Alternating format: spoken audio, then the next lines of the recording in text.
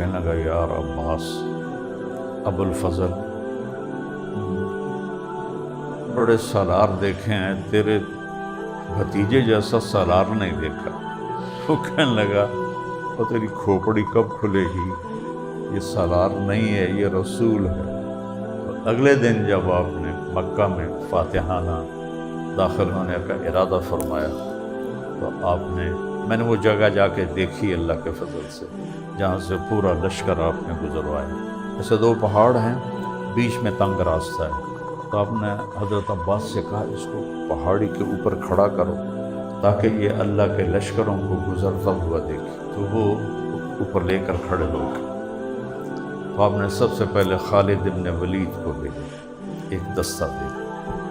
انہوں نے ابو سفیان کو دیکھا تو کہا اللہ، وہ کہنے لگا یہ کون ہے؟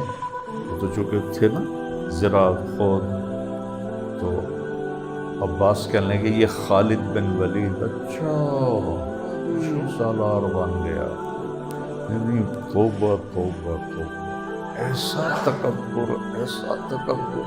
اس کے پیچھے آپ نے حضرت زبیر کو بھیجا لشکر لے کے، انہوں نے تکبیر پڑھی کہ یہ کون ہے؟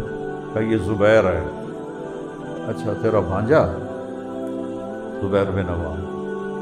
تو انہوں نے کہا ہاں۔ اس پر کوئی تبصرہ نہیں کیا۔